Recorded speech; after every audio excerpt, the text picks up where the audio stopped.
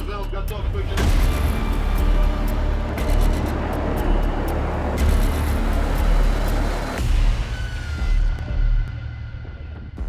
है पुतिन की यासिन क्लास की परमाणु पनडुब्बी और ये है पुतिन की ऑस्कर क्लास की पनडुब्बी। दोनों न्यूक्लियर सबमरीन हैं। दोनों डोनाल्ड ट्रंप की उस धमकी का जवाब देने के लिए तैयार जो उन्होंने पुतिन को दी है। दोनों सबमरीन के कमांडर टारगेट सेट करते हैं। ऑर्डर जारी किया जाता है कि दुश्मन को पूरी तरह तबाह कर दो। इसके बाद पूरा क्रू हरकत में आ जाता है क्योंकि मिसाइल लॉन्च होने को तैयार है।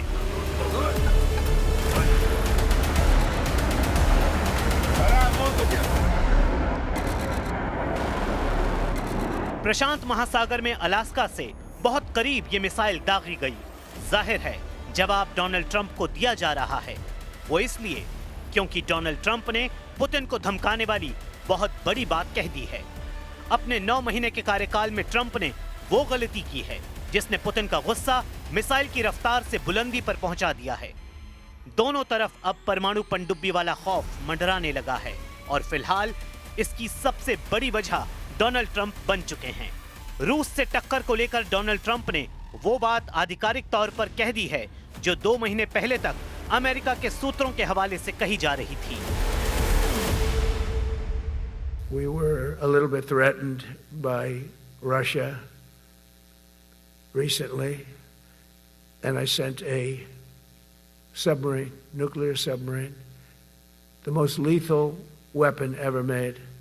Number one, you can't detect it. There's no way. We're 25 years ahead of Russia and China in submarines. Russia's actually second in submarines. China's third, but they're coming up. They're coming up. They're way lower in nuclear too, but in 5 years they'll be equal. They're coming up. Yasin class और Oscar class पनडुब्बियों से Putin ने जो missile दागी उनका नाम है onyx और granite. ये दोनों क्रूज मिसाइल हैं, लेकिन इनका जवाब बहुत ज्यादा बैलिस्टिक है और इनकी आग अब डोनाल्ड ट्रंप की पनडुब्बी वाली धमकी को जला देगी। पुतिन के तेवर यही बता रहे हैं। लेकिन क्या पुतिन ये समझ रहे हैं कि अब उनको नेटो के यूरोप वाले जाल में फंसा दिया गया है?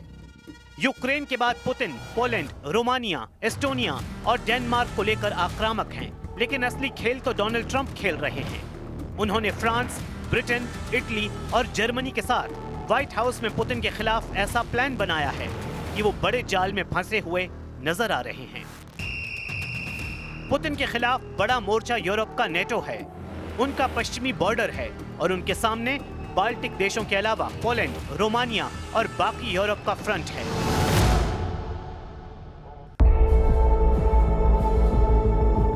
जाहिर है कि 3.5 साल के युद्ध में पुतिन ने जितनी ताकत यूक्रेन में लगाई है, उन्हें उससे कई गुना ज्यादा ताकत नेटो से लड़ने में लगानी होगी और उससे भी ज्यादा हथियार उन्हें अमेरिका से मुकाबले के लिए चाहिए होंगे। ऐसे में पुतिन को डराने के लिए डोनाल्ड ट्रंप ने रूस के सामने पनडुब्बी तैनात करके अपना एजेंडा जाहिर कर दिया है। ट्रंप बार-बार बता रहे हैं कि उनके पास ऐसे हथियार हैं जिनका मुकाबला न रूस कर सकता है न ही चीन। We make the best equipment in the world, but they got to make it faster. We have orders for the F-35. We have orders for everything. The new F-47. We have orders for everything. They got to make it faster, a lot faster. Ammunition they have to make faster. In the coming months, we'll be making even more historic announcements to fully embrace the identity of the Department of War. I love the name. I think it's so great. I think it stops wars. Donald Trump ने अगस्त महीने में रूस से बढ़ते तनाव को लेकर 2 परमाणु पनडुब्बी रूस के करीब तैनात करने के आदेश दिए थे। ट्रंप ने रूस के पूर्व राष्ट्रपति और रूस में राष्ट्रीय सुरक्षा परिषद के उप प्रमुख दिमित्री मेदवेदेव के एक बयान पर कहा कि अमेरिका रूस के परमाणु खतरों का जवाब देने के लिए पूरी तरह तैयार है। मैंने रूस के नजदीक 2 न्यूक्लियर पनडुब्बियों को तैनात करने का आदेश दिया है ताकि भड़काऊ बयान सिर्फ बयानबाजी तक ही सीमित रहें। ये हैं वो परमाणु पनडुब्बियां जो पुतिन के बहुत करीब रहकर न्यूक्लियर धमाके के लिए हमेशा तैयार रहती हैं। ये परमाणु पनडुब्बियां इस वक्त कहां तैनात हैं, इसके बारे में ट्रंप ने नहीं बताया, लेकिन यूक्रेन युद्ध के बीच तनाव किस लेवल पर पहुंच रहा है, ये तस्वीर इसकी गवाह बन रही है। यह अमेरिका की ओहायो क्लास की पनडुब्बी है, जिसे 24 ट्राइडेंट ICBM यानी इंटरकॉन्टिनेंटल बैलिस्टिक मिसाइल फायर की जा सकती हैं। हर मिसाइल कई थर्मोन्यूक्लियर वॉरहेड से लैस है और इसकी रेंज है 7,500 किलोमीटर। अमेरिका के पास ऐसी 18 परमाणु पनडुब्बियां हैं। ये पनडुब्बियां पुतिन और उनके दाहिने हाथ माने जाने वाले दिमित्री मेदवेदेव को डराने के लिए हैं।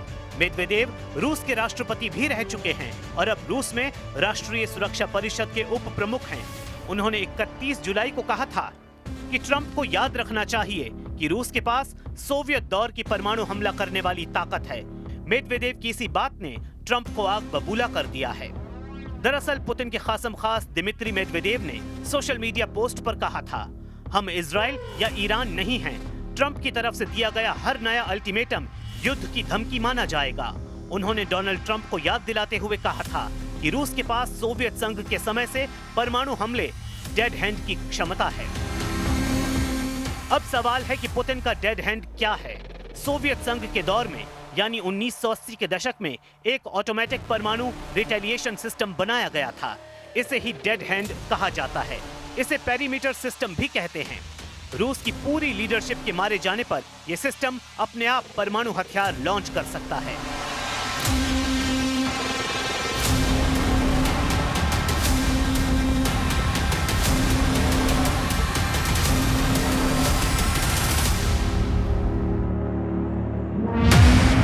ये सिस्टम अब भी एक्टिव स्टैंड बाय मोड में माना जाता है। मतलब अगर अमेरिका ने रूस पर हमला किया और रूस के नेता मारे गए, तब भी ये सिस्टम अमेरिका पर हमला कर देगा। वैसे ट्रंप की परमाणु पनडुब्बी की तैनाती के सामने रूस कमजोर नहीं है। पुतिन बार बार इसका एहसास दिला चुके हैं कि रूस के पास दुनिया की तीसरी सबसे बड़ी नौसेना है। आंकड़ों के हिसाब से पहले नंबर पर चीन है, क्योंकि उसके पास करीब 400 जंगी जहाज हैं। दूसरे नंबर पर अमेरिका है, उसके पास 350 जहाज हैं। लेकिन 12 एयरक्राफ्ट कैरियर अमेरिका को दुनिया की सबसे ताकतवर नौसेना बना देते हैं। और वहीं रूस, जिसके पास 300 जहाज हैं, लेकिन उसकी 60 पनडुब्बियां और बड़े बड़े मिसाइल क्रूजर अमेरिका को लगातार चुनौती देते रहते हैं। इसलिए परमाणु पनडुब्बी तैनात करना ट्रंप की बहुत बड़ी गलती साबित हो सकती है। वैसे परमाणु खतरा सिर्फ पुतिन और ट्रंप के बीच नहीं डोल रहा है। यूक्रेन भी बड़ा न्यूक्लियर डेंजर जोन बन चुका है। यह है यूक्रेन का ज़ैपोरिज़िया न्यूक्लियर पावर प्लांट, जिस पर अभी रूस का कंट्रोल है। और ज़ेलेंस्की ने इस परमाणु अड्डे को लेकर रेड बटन दबा दिया है। ज़ेलेंस्की का दावा है कि ज़ैपोरिज़िया फ्रंट पर रूस के हमलों की वजह से अब यह परमाणु अड्डा खतरे में पड़ गया है, क्योंकि इस रिएक्टर को ठंडा रखने के लिए बिजली की सप्लाई बाधित हो रही है। और अगर ऐसा जारी रहा तो ज़ैपोरिज़िया में बड़ी परमाणु त्रासदी हो सकती है। Вже 7-й день, і раніше, до речі, не було такого аварійна ситуація на Запорізькій атомній станції. Ситуація критична. Через російські обстріли станція відключена від живлення, від електромережі. Забезпечується електрикою від дизель-генераторів. Це надзвичайно. Генератори і станція не розраховані на таке і ніколи не працювали в такому режимі так довго. І вже у нас є інформація, що один з генераторів вийшов. ज़ेलेंस्की का डर जायज है, लेकिन इस युद्ध में ज़ैपोरिज़िया में कई बार बड़ा परमाणु हादसा होते होते बचा है। ज़ैपोरिज़िया ही नहीं, यूक्रेन के बाकी फ्रंट भी पुतिन की आग झेल रहे हैं। पुतिन ने यूक्रेन पर हमला करके बता दिया है कि अब वो नेटो तोड़ युद्ध की शुरुआत कर चुके हैं। यूक्रेन में पुतिन के हर हमले की तस्वीर बता रही है। रूस का एजेंडा अब ट्रंप के ख्वाब तोड़ देगा। चौथे साल में चल रहे युद्ध में पुतिन अब यूक्रेन को आगे बिल्कुल भी बख्शना नहीं चाहते। हर हमले के साथ उनकी फायर पावर लगातार बढ़ती जा रही है और यूक्रेन में अब तक 12,000 से ज्यादा लोगों का खून बहा चुकी है। यूक्रेन के हर बड़े शहर को पुतिन की मिसाइल और कामिकाज़े ड्रोन दहला रहे हैं और इन्हें रोकना अब ज़ेलेंस्की और नेटो दोनों के बस की बाहर की बात हो चुकी है। We do not want to see a continuation of this dangerous pattern by Russia, intentional or not.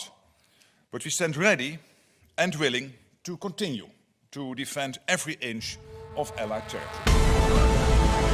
इसमें कोई शक नहीं कि ट्रंप की नई धमकी पुतिन का मूड बिगाड़ चुकी है। अब पुतिन को अपना सबसे खतरनाक हथियार निकालना पड़ेगा। यही अमेरिका का सबसे बड़ा डर बन सकता है। अगर पुतिन को यूक्रेन से आगे का युद्ध लड़ना है और नेटो के साथ अमेरिका को पस्त करना है, तो समझ लीजिए कि दुनिया के सामने अब परमाणु युद्ध का खतरा मंडराने लगा है।